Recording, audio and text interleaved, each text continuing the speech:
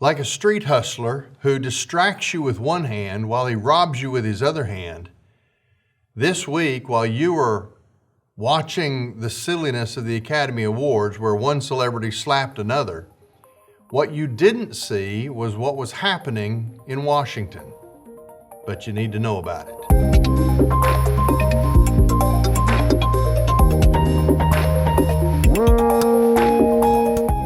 This week, in Washington, Senators Johnson and Grassley began to unfold the case of corruption based on the revelations that come from a laptop that belonged to Hunter Biden, son of the president.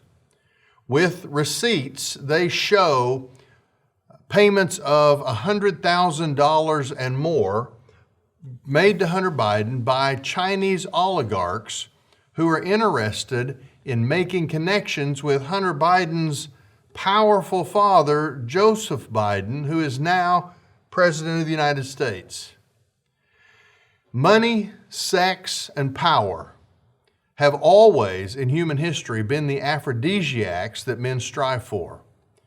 In and of themselves, none of those are bad things. Money is simply a means of transacting business between two parties. Sex is created by God and has a sacred quality to it when done according to God's plan. And power, God is a God of power, and He has delegated that power to those who have a stewardship responsibility for it within the human race. The problem is that of the three, power is the greatest draw.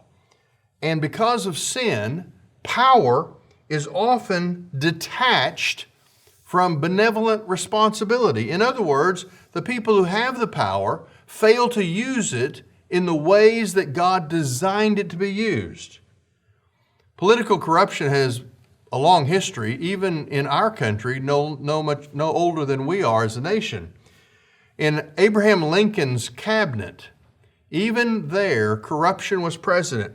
Carl Sandburg, who's written the masterful biography of Lincoln, writes about how Representative Tad Stevens complained that Secretary of War Simon Cameron was so dishonest that the only thing he wouldn't steal was a red-hot stove. Cameron, of course, took offense and appealed to the president, who tried to calm everybody down. Lincoln asked Stevens to retract his statement, and he said, "All right, I will retract." He would steal the stove too. You see, there is corruption in politics. It goes hand in hand. The problem is we're no longer in America talking about petty corruption. We're not talking about the exchange of favors between political leaders. We're now looking at corruption at the level that is unprecedented in American history. We have politicians who are billionaires, and they've been in politics for decades.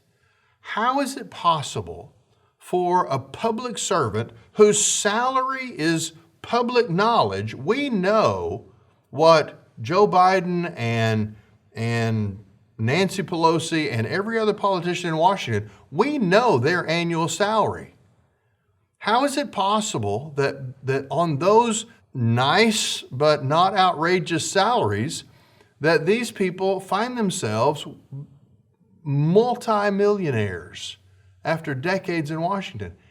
There's a red flag here that should draw our attention. Because corruption is always present, but now at unprecedented levels, we have to look and see what the consequences of that is. There is an inevitable price to pay for tolerating corruption. As corruption increases, what happens is competence decreases. Just managing the pretense that hides all of the ill-gotten benefits that come from political maneuvering, that takes more time and energy. And what happens is lies require more lies to hide the first lies, so the story keeps getting more complicated and frankly less plausible. We know that just this business of Hunter Biden's laptop was a story that first emerged in the fall of 2020, right in the middle of a presidential campaign. And yet it was labeled by mainstream media, who frankly are now being proven to be a part of all of the political corruption that we're looking at. The mainstream media squelched this story, the idea that there was a laptop that belonged to the son of a candidate running for president that gave actual evidence of international corruption, favors sold to foreign governments by our leaders. That would have played as a serious factor in the closing weeks of the 2020 election, but guess what? It never saw the light of day. Twitter labeled it Russian disinformation, CNN called it fake news, and the algorithms built into Facebook guaranteed that most Americans never even saw the allegations. Now, what do we have amazingly a year and a half later? We have the liberal New York Times running a story that says, well, after all, it is real and the corruption is there and the evidence is plain. We have politicians who don't have America's best interests at heart.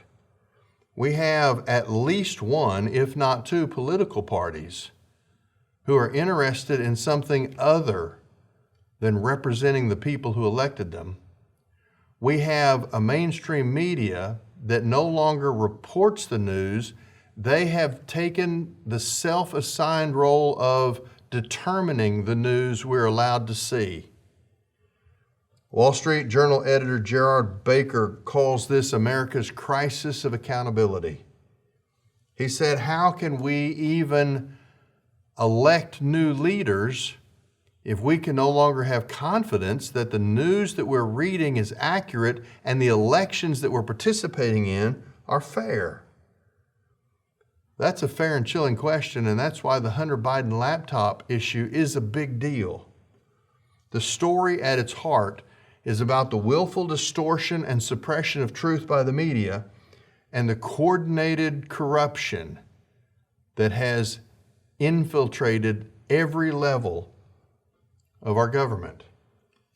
Well, we need an aha moment. We need Americans to have something that wakes them up to the enormity of the grim truth that is all around us. Maybe that aha moment will be in the New York Times revelation about this laptop and the information there that shows deep financial connections between our president and his family and the leadership of communist China. Many things start to connect and interlink, and between the organized suppression of truth by the media and the incompetence that comes from a political class consumed with their own advancement, where do we go from here? I mean, look at just the last year in the life of America. There was the humiliating rout as American forces left Afghanistan. There's the chaos at our southern border. There's the tossing away of American energy independence. There's the return of begging bad people to give us oil, people who hate us. And frankly, there's the flat-footed response to Putin's advancement into the Ukraine. There is the stench of corruption and rot all around us. And the pretenses that have been hiding that have become increasingly transparent.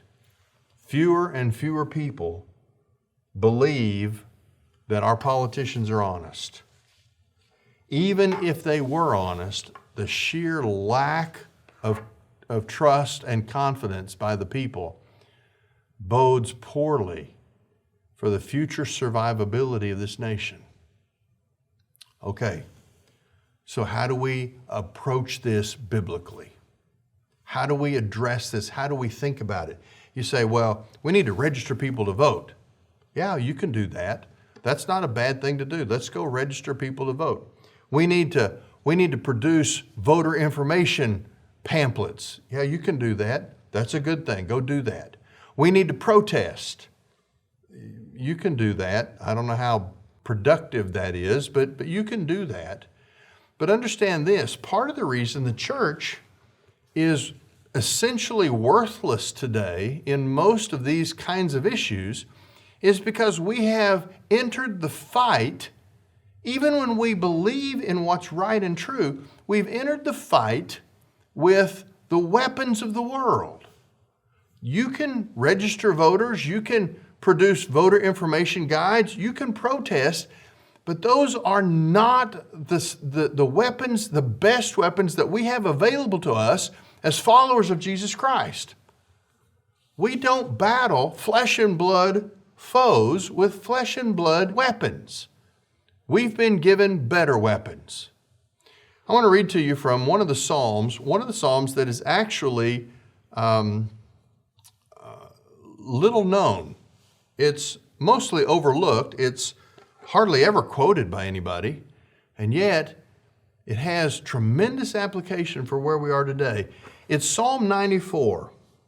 Psalm 94 is a prayer to the Lord to avenge on behalf of His people the injustices perpetrated by corrupt political leaders.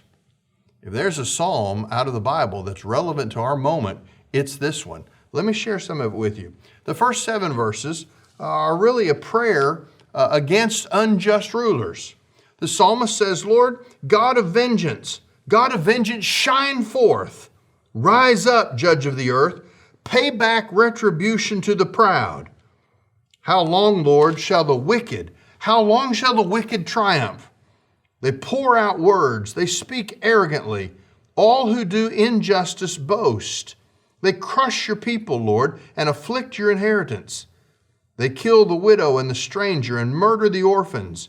They have said, the Lord does not see, nor does the God of Jacob perceive. In other words, it's a cry to God. The words literally mean, God, rise up in your judicial majesty. As a judge, show up in the glory of who you are and make yourself known.